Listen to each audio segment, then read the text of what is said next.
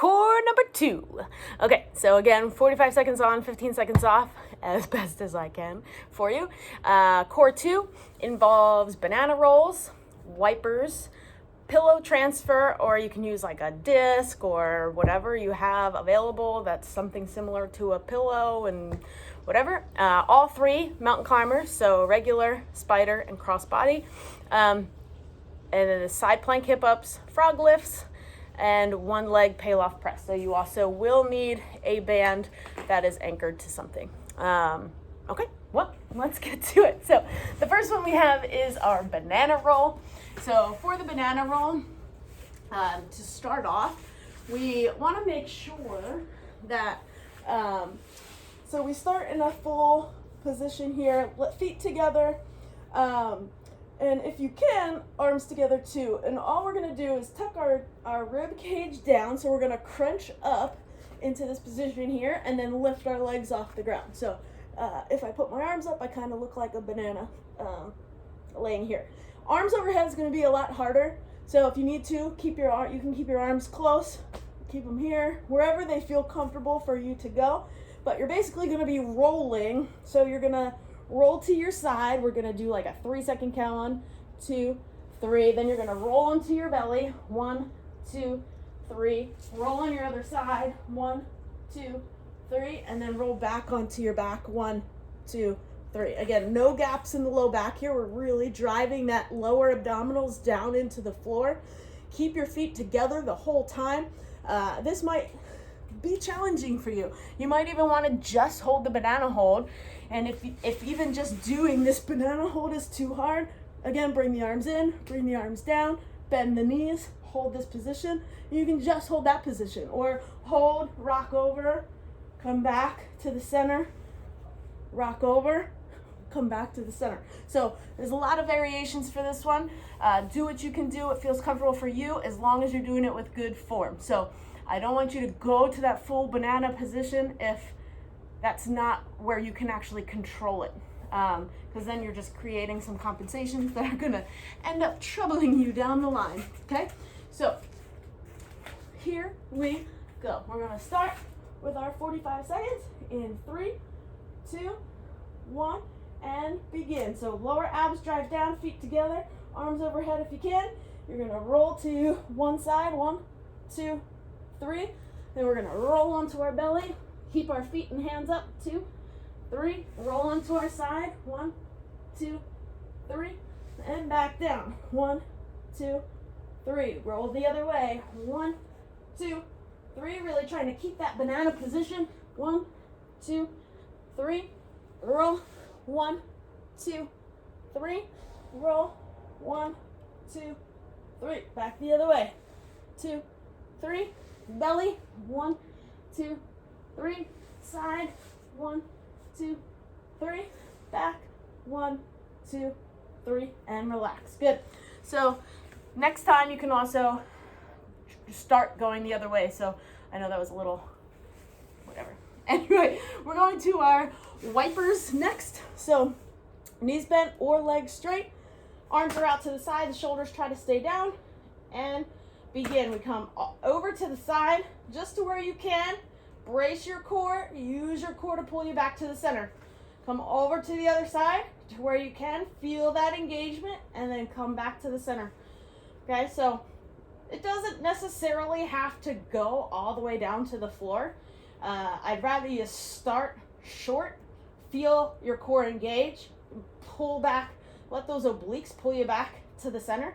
Again, if we need to, knees are bent, brace, pull back to the center. Come over, feel those obliques engage, and use them to pull you back to the center.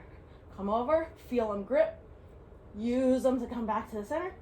Over, brace, and come back to the center. Excellent. The next one is our pillow transfer, or whatever you can have that you can put between your feet. You're going to transfer whatever the object is, ideally something light. Even a stability ball would be fine to use, or a pillow. Everybody's got pillows, so you can do that. You're going to put your pillow between your feet. 3, 2, 1. You're going to come up, grab the pillow, Lower your legs together, arms go back together. Come back up, crunch it up, put the pillow back between your feet, squeeze the pillow with your feet as it comes down, and then come back, crunch back up, feet go back together, and lower, up, squeeze your feet into the pillow or ball or whatever it is that you're using. Really trying the whole time to keep those lower abs engaged. Crunch, lower back, lower core, nice and strong. Come up, transfer, come up, and relax. Good. Next one is our all three mountain climbers. So for those, again, you're gonna be in push-up plank position. Knee is gonna come forward and forward, then you're gonna go towards your elbow, and then you're gonna go opposite elbow, really trying to keep your body in line. In 2, 1, and begin. Shoulders are over our wrists, knee comes in, step it back, knee comes in, step it back. Knee goes to the elbow, step it back, knee to elbow, step it back. Cross the body, elbow, and back, cross the body, elbow, and back. Trying to stay as strong as you can through your torso. Lengthen the back of your neck. Make sure that our head is not drooping, our chest is pushing through. Core is really working here as we go nice and controlled through all three of these mountain climbers. In 3, 2, 1, and relax. Good. The next one we're going to do is a side plank hip up. And also for those mountain climbers, if it's too hard to do them on the floor, you can do them with your forearms on a bench or on a chair or on the bed or with your arms against the wall, whatever. All right, so side plank hip up and begin. We're in our 90-degree angle with here. You can either do side plank, lift the hips and drive them through, and then sit your hips back and then drive them through. So you could do it modified this way, or you can straighten the legs out. Brace the obliques first, coming up, 2, 3, and then drop the hips down, come up, 2, 3, and down. Trying to get our shoulders and hips to face the same direction. Our hips shouldn't be up towards the sky. They also shouldn't be completely down towards the floor. So whatever direction our chest is, our hips should also face the same direction. And relax. Good. Switching to the other side. Side plank hip ups. Elbow. Again, we want the elbow directly underneath the shoulder. We shouldn't be out too far. We shouldn't be tucked under too much. We should make a nice 90-degree angle here. Again, you can do and begin. You can either do side plank, drive those hips up and through, come back down, really trying to get the back of the neck to be long, and come down, come up. It's almost like just a 3-second hold and down, or again, you can straighten out the legs and come up, 2, 3, and then back down and drive through, squeeze, lengthen, and down. Making sure that our hips are facing the same way as our shoulders, and down, up, 2, 3, and down. Drive that shoulder down towards your hip, 2, 3, and down. So we want to make sure we create space, almost like you're pushing yourself off of the ground when you do that, to create more space here and support the shoulder, so we're not sinking into that shoulder joint. Okay, the next one we have is a frog lift. So you're gonna lay on your belly for this one. If you need to put something under your hips, you can, so you don't have as much of that lower back arch. So you would just put something here to kind of lift your hips a little bit. But you're gonna be in this frog position. I don't know if you can see that. Push your feet together, and then we're gonna be lifting our knees a little bit off of the ground. Okay, so we're in that froggy position. Head can stay down and relax.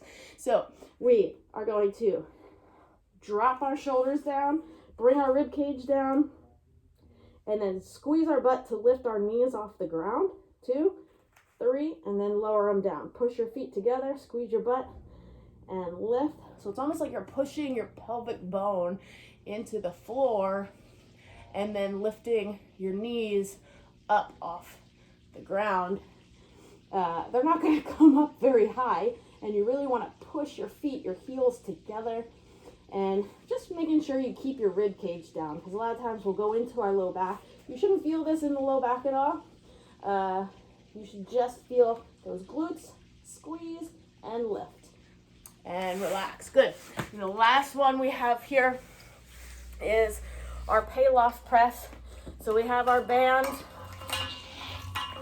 ideally somewhere around hip height. You're going to stand and balance on your inside leg, and then you're just pushing the arms out, okay? And begin. So we're going to balance on this leg. If you need to, that other leg can be light and loose on the ground so you can maintain balance, but ideally you want to bring the knee up so you're just balancing on this outside leg.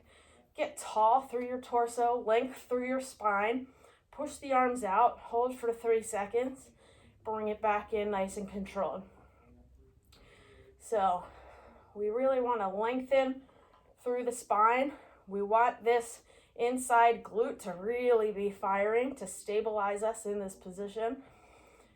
This is our, runner stance, so we need those glutes to be firing and strong for us. And switch sides. So another thing to remember is to make sure that our chest isn't flaring up, but it's also not crouching down, but that if we had a spotlight right on our chest, it would be beaming straight ahead. And begin, balance, lengthen, spotlight ahead, press out, come back in under control. Spotlight is straight, neck is long, 3-second hold, come back in. This is not rushed. It's very slow and controlled. We want to make sure that our muscles are activating appropriately. And so if you can't do something slow, you definitely can't do it fast, and that means you're compensating when you try to do it fast in other ways. So this might really open your eyes to some things that maybe you need to work on. But getting tall, 2, 1, and relax. Good. And that's it for core number 2. So go back through one more time, and again, as the weeks progress, your timing will progress. Have fun.